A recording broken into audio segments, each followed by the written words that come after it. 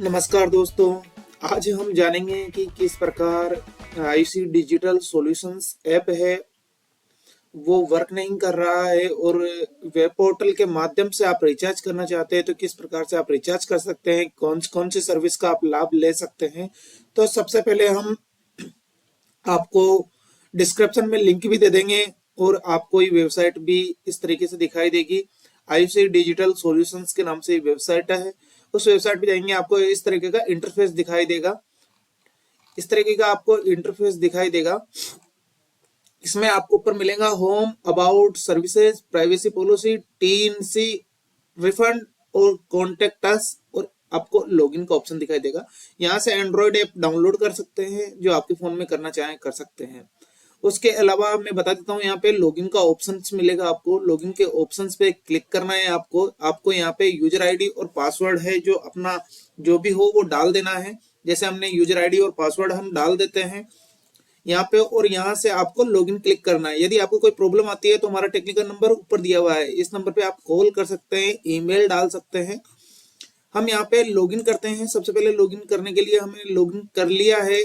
आपको यहाँ सेव करना चाहें सेव कर सकते हैं, नहीं तो नो कर दीजिएगा। आपको ऊपर डैशबोर्ड मिलेगा, फंड रिक्वेस्ट मिलेगी, सर्विसेज मिलेगी, कमीशन मिलेगा, कमीशन का चार्ट मिल जाएगा आपको यहाँ पे, यूजर रिपोर्ट, आप जो भी काम करते हो उनका सारा रिपोर्ट आपको यहाँ से मिलेगा। बीबीपीएस की कोई भी कंप्लेन होती है, नल बिल, वाटर बिल वगैरह, लाइट बिल वगैरह, तो उनकी कंप्लेन आप यहाँ से कर सकते हैं। आपको ऊपर की ओर प्लस एड मनी दिखाई देगा, यहाँ से आप एड मनी कर सकते हैं। एड मनी के लिए आपको यहाँ पे वॉलेट में अमाउंट डाल देना है। किसी को जैसे 10 रुपए डालना है तो वो डाल दीजिए।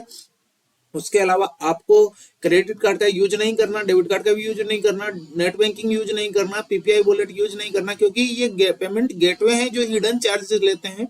वो मैं आपको चार्जेस के लिए मना करता हूं कि आप चार्जेस न दें, आपको पूरा पैसा मिले।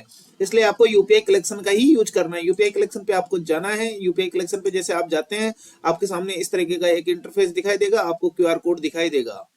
ठीक है, इस तरीके का आपको क्यूआर कोड दिखाई देगा, आप यहाँ से कर सकते हैं। जैसे आपके फोन में यूपीआई पेमेंट, क्योंकि अपने फोन, कंप्यूटर या लैपटॉप में फोन पे गूगल पे उपलब्ध नहीं होते हैं, इस वजह से यहाँ से ये नहीं होगा। फिर भी आपको करके बता देता हूँ, क्योंकि देखिए आप करोगे तब भी नहीं होगा। ठीक है, आपको क्यूआर कोड स्कैन ही करना है, या फिर आपका स्क्रीनशॉट लेके अपने फोन पे वगैरह से आप इसको पे कर सकते हैं। ये ऑटोमेटिकली रिडायरेक्ट होगा और आपके वॉलेट में बैलेंस ऐड हो जाएगा। उसके बाद आपको यहाँ से क्लोज कर देना है, या यहाँ सक्सेसफुल हो जाएगा, ऑटोमेटिकली रिडायरेक्ट हो जाएगा। ठीक है, हम बात करते हैं अब, यहाँ पे एड मनी हो जाएगा, आपका प्रीपेड वॉलेट यहाँ दिखाएगा। उसके बाद हम बात करते हैं डैशबोर्ड की।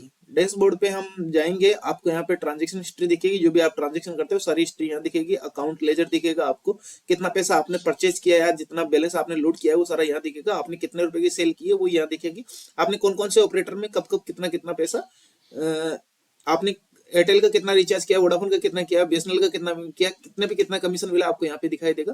आप फंड रिक्वेस्ट करते हो वो आपको यहाँ पे दिखाई देगी।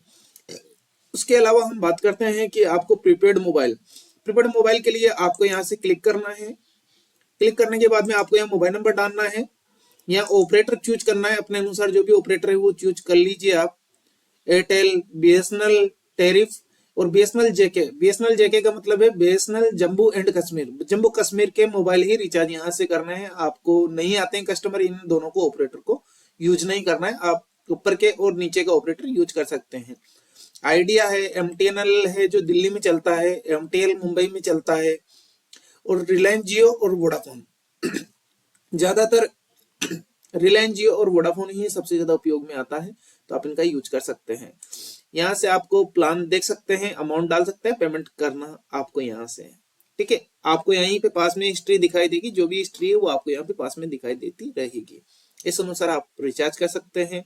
उसके अलावा आप यहाँ पे सर्विस पे जाके, यहाँ से जैसे प्रीपेड है, डीटीएच है, लैंडलाइन बिल है, इलेक्ट्रिसिटी है, गैस पाइप है, ब्रॉडबैंड है, वाटर बिल है, लोन रिपेमेंट है, एलपीजी गैस सिलेंडर बुकिंग है, बहुत सारी सर्विसेज है, इनका आप यूज कर सकते हैं। जैसे हम डीटीएच की बात बता देते हैं, आपको डीटीएच पे क्लिक करना है, आपको यही ऑपरेटर डालना है, जो भी ऑपरेटर आपके सामने है वो।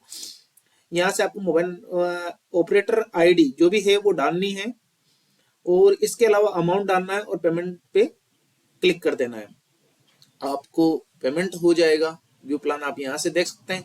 इस प्रकार आप रिचार्ज कर सकते हैं। उसके बाद में आपको फंड रिक्वेस्ट का मतलब क्या होता है कि यदि आपका एड मनी ऑप्शन काम नहीं कर रहा है, कभी सर्वर इश्यू होता है, तो आप इसके माध्यम से भी कर सकते हैं। आप यहाँ पे अकाउंट नंबर भी दिया हुआ है, आईएफएससी कोड दिया हुआ है, इसके द्वारा आप भेज सकते हैं। उसके बाद में आपको यहाँ पे चाहे या तो आप क्यूआर कोड स्कैन करके फोन पे के द्वारा और आप पेमेंट कर दीजिए। उसके बाद में आपको फंड रिक्वेस्ट पे आना है। फंड रिक्वेस्ट पे आने के बाद में आपको यहाँ से सिलेक्ट करना है बैंक, एचडीएफसी बैंक।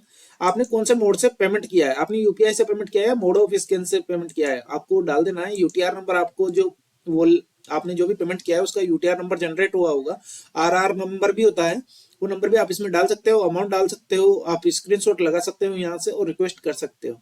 आपका रिक्वेस्ट मिलने के करीबन 15-20 मिनट बाद में आपको बैलेंस मिल जाएगा। नहीं मिलता है तो आपको हेल्पलाइन नंबर पे कॉल कर देना है। यहाँ से आपको व्हाट्सएप के लिए व्हाट्सएप भी मिलेगा, व्हाट्सएप हेल्पलाइन के लिए व्हाट्सएप हेल्पलाइन कर सकते हैं आप। ये रही आपकी फंड रिक्वेस्ट की बात। अब बात करते हैं अपन सर्विसेज की। सर्विसेज में आपको सर्विस पहले बता दी गई है, सारी सर्विसेज यहाँ पे उपलब्ध है, आप डायरेक्ट यहाँ सर्विस से भी कर सकते हैं। इसके बाद में आपको यहाँ पे कमीशन स्लैब, आपको कितना कमीशन किस चीज पे मिल रहा है, अब ये स्लैब आप यहाँ से चेक कर सकते हैं। देखिए आपको 2.5% कमीशन है, सारा 2.5% आपको यहाँ दिखा रहा है। एक रुपए से लेके 10,000 रुपए तक के आप रिचार्ज कर सकते हैं। यहाँ पे 10 रुपए से लेके रिचार्ज कर सकते हैं। सारे रिचार्ज आपको यहाँ पे बताए हुए हैं, इस अनुसार आप यहाँ से रिचार्ज कर सकते हैं। दूसरी बात करते हैं अपन कमीशन के बाद में यूजर लिस्ट की। यूजर लिस्ट में रिचार्ज रिपोर्ट, जितने भी आपने रिचार्ज किए हैं आज की डेट में वो सारी रिपोर्ट आप यहाँ से चेक कर सकते हैं। आप चाहे तो पिछला रिपोर्ट भी चेक कर सकते हैं। 1 तारीख से लेकर 4 जनवरी तक आपने कोई रिचार्ज किया है तो वो आपको यहाँ पे चेक कर सकते हैं। उसके बाद में आप रिचार्ज रिपोर्ट के बाद में आपको बता देते हैं डीएमटी, क्योंकि डीएमटी अभी चालू नहीं हुआ है, ये एईपीएस की एक सर्विस है, उसमें डीएमटी का सिस्टम होता है, वो डीएमटी अभी चालू नहीं हुआ है। मिनी बैंक भी चालू नहीं हुआ है। डीटीएच सब्सक्रिप्शन रिपोर्ट, जो भी डीटीएच की रिपोर्ट है वो आप देख सकते हैं। यूजर लेजर, आपका लेजर है कितना रुपया कहाँ कहाँ गया है, आप 1-1 रुपए के हिसाब लगा सकते हैं। जैसे कि हम बता देते हैं 1 तारीख से लेके कितनी 4 तारीख तक का। जैसे कि हमने 2 बार पेमेंट लोड किया था इसमें, यहाँ पे देखिए हमने 100 रुपए लोड किया था, पहले 6 रुपए थे, 100 रुपए लोड किया, 106 रुपए हो गए। आपका आरआर नंबर, रेफरेंस नंबर आपको यहाँ पे भी दिखाई देगा। उसके बाद में आपने फिर पेमेंट लोड किया 200 का, आपने 106 और 200 ये हो गया 306 रुपए का आपका पेमेंट है, ये हो गया। 306 में से आपने कितने रुपए का रिचार्ज किया, वो डेबिट कितना हुआ है ये आपका रहा। रिचार्ज आपने 239 का किया है, देखिए मैं बता देता हूँ, आपने रिचार्ज 239 का किया है और आपका कितना पैसा डेबिट हुआ है, 233 रुपए। तो ये आपका कमीशन छोड़ के ही आपका बैलेंस डेबिट हुआ है। यहाँ पे इस तरीके से ये रहा, यहाँ भी 10 रुपए का अमाउंट है जो 9 रुपए 75 पैसे डिडक्ट हुए हैं। 2.5% कमीशन आपको मिल चुका है। इस प्रकार से आप लेजर रिपोर्ट में देख सकते हैं। बहुत सारी रिपोर्ट है जो आप यहाँ से देख सकते हैं। उसके अलावा हम बात कर लेते हैं बीबीपीएस कंप्लेन की। आप बीबीपीएस से कंप्लेन डाल सकते हैं, कोई भी लाइट बिल वगैरह की कोई प्रॉब्लम होती है तो उसका आप कंप्लेन यहाँ पे डाल सकते हैं, स्टेटस भी चेक कर सकते हैं। इस प्रकार आप कर सकते हैं। फिर भी कोई समस्या आती है तो हमारा टेक्निकल नंबर या सपोर्ट नंबर, आपको यहाँ पे सपोर्ट पे क्लिक कीजिए, आपको यहाँ पे नंबर दिखाई देंगे, सारे नंबर आपको दिखाई देंगे, एड्रेस वगैरह, वेबसाइट है, जीमेल वगैरह आपको दिखाई देगा। डीटीएच के टोल फ्री नंबर है, कोई प्रॉब्लम आती है डीटीएच टोल फ्री नंबर पे आप कॉल कर सकते हैं। यहाँ पे एयरटेल, वोडाफोन, बीएसएनएल जो भी आप ऑपरेटर्स हैं उनके जो हेल्पलाइन नंबर है वो यहाँ पे दिया हुआ है। इस प्रकार आप अपना कार्य कर सकते हैं। फिर भी कोई प्रॉब्लम आती है तो आप हमें कॉल कर सकते हैं। चलते हैं फिर पीछे, यहाँ से आपको सारे रिचार्ज कर लेने हैं, आप चाहें उनका रिचार्ज कर सकते हैं, कोई इशू नहीं है। फिर भी कोई प्रॉब्लम आती है तो आप यहाँ से देख सकते हैं। हम थोड़ा सा और बता देते हैं यहाँ से आप प्रोफाइल के बारे में। प्रोफाइल में आपके यहाँ से माई बैलेंस आप फिर भी देख सकते हैं, यहाँ भी देख सकते हैं, यहाँ भी देख सकते हैं माई बैलेंस। ये हमने बैलेंस देख लिया है, ठीक है। उसके बाद में हम यहाँ पे कौन से मोबाइल के वॉलेट में आप पैसा ट्रांसफर करना चाहें तो वॉलेट में आप पैसा भी ट्रांसफर कर सकते हैं यहाँ के माध्यम से। उसके बाद में आप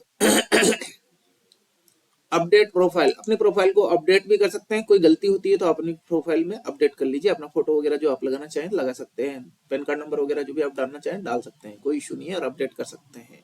आप अपडेट केवाईसी करना चाहें अपडेट केवाईसी कर सकते हैं। उसके बाद में आप कभी आपको कोई प्रॉब्लम होती है तो आप कॉल मी बटन का यूज भी कर सकते हैं। कॉल मी बटन से हमारे टेक्निकल डिपार्टमेंट को एक मैसेज जाएगा, वो आपके पास तुरंत कॉल करेंगे। हो सकता है कि वो बिजी हो तो आपको बाद में कॉल करें, लेकिन कॉल जरूर करेंगे। चेंज पासवर्ड से आप चेंज पासवर्ड कर सकते हैं, चेंज पिन से आप चेंज पिन कर सकते हैं। 2 फैक्टर, इसको क्या है कि चेंज पिन जो आपने किया था पिन का यूज करने के लिए 2 फैक्टर का यूज किया गया है। रिकरेंटली लॉगिन एक्टिविटी, आपने कहाँ कहाँ लॉगिन किया है उसकी एक्टिविटी आपको यहाँ पे दिखाई देगी। आपने कौन से सिस्टम पे आपने कब कब लॉगिन किया, सारा लॉगिन सिस्टम आपको यहाँ दिखाई देगा। उसके बाद में हम बात करते हैं आगे log out, all device log out. आप यहाँ इस डिवाइस का इसका यूज करते हो तो आप सभी डिवाइस जितने भी एमबी आपने खोल रखा था वहीं से डीएक्टिवेट हो जाएगा। और उसके बाद में लॉग आउट है, जिस लैपटॉप या जिस कंप्यूटर या जिस एंड्रॉइड एप्लीकेशन में आपने खोल रखा है वहीं से वो लॉग आउट होगा। ये सर्विस इसमें दी गई है। उसके अलावा हम बात कर लेते हैं अलर्ट सेटिंग की। अलर्ट सेटिंग में क्या होता है कि आप कौन से नंबर पे अलर्ट देना चाहते हैं। आपको यदि बैलेंस 0 हो जाता है, आपको अलर्ट आना चाहिए, तो जैसे कि मैं यहाँ पे 10 रुपए कर देता हूँ, 10 रुपए से कम होते हैं मेरे पास अलर्ट का मैसेज आ जाएगा। यहाँ मोबाइल नंबर डाल सकते हैं आप, कौन से नंबर पे आप अलर्ट पाना चाहते हैं, ईमेल डाल सकते हैं, व्हाट्सएप नंबर, टेलीग्राम नंबर और हैंग आउट आपको दिया हुआ है पहले से। इस तरीके से आपको अलर्ट भी मिल जाएगा। फिर भी कोई प्रॉब्लम होती है इसको सेव कर दीजिए, इस तरीके से आपको काम करना है। फिर भी कोई प्रॉब्लम होती है तो आप हमारे हेल्प डेस्क नंबर पे कॉल कर सकते हैं, मैंने आपको बताया था, सपोर्ट नंबर भी दिया हुआ है। व्हाट्सएप पे व्हाट्सएप क्लिक करने के बाद व्हाट्सएप भी आपको चले जाएगा। इस तरीके से सारा सिस्टम है। फिर भी आपको कोई प्रॉब्लम आती है तो हमारे हेल्प डेस्क नंबर पे कॉल कर लीजिए। फिर मिलते हैं एक नए वीडियो के साथ, जब तक जय हिंद जय भारत, धन्यवाद।